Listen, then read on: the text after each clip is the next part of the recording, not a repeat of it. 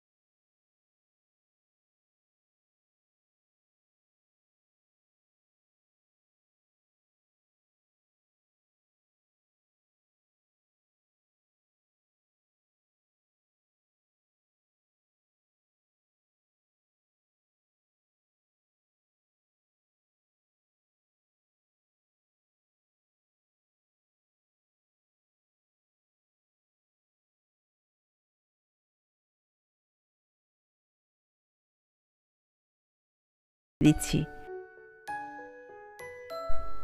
আপনাদের বোঝার সুবিধার্থে আমি আরেকটি লেচি একইভাবে পরোটার আকারে গড়ে নিয়ে সেটাকে লেয়ার করে ভাঁজ করে নেব।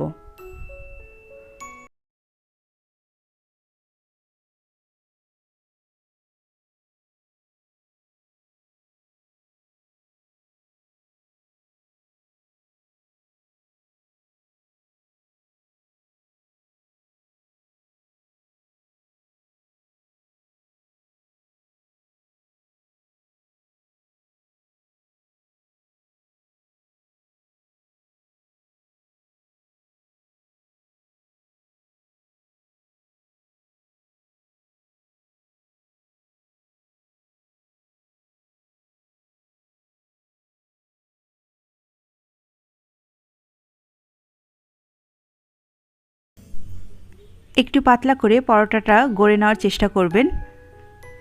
কাগজের মতো পাতলা নয়, তবু যতটা পাতলা করা যায়। অনেকটাই নির্ভর করবে আপনার তাওয়াটা কত বড় তার উপরও। এবারে আমি পরোটাটা আমার তাওয়ার উপরে দিয়ে দিলাম। এক পিঠ হতেই আমি পরোটাটাকে এবার উল্টে দিচ্ছি।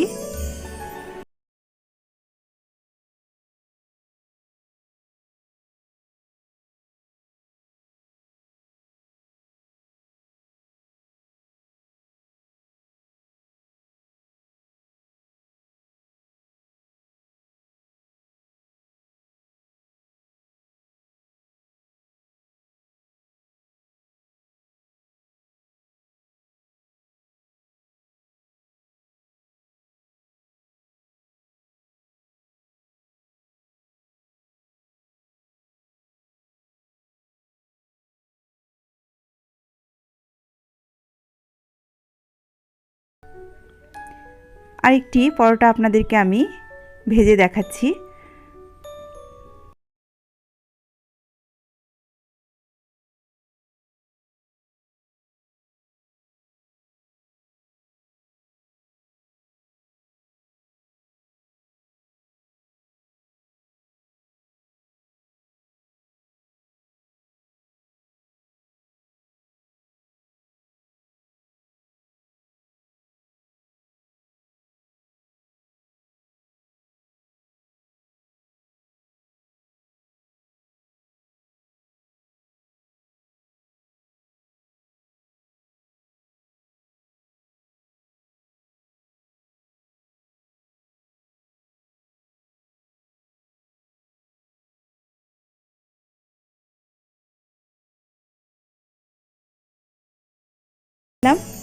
আর এগুলো তৈরি করা কতটা সহজ এবং কতটা কম সময় লাগে সেটা কিন্তু আপনারা নিজেরাই বুঝতে পারলেন। আজকে তাহলে এই পর্যন্তই। সবাই ভালো থাকবেন।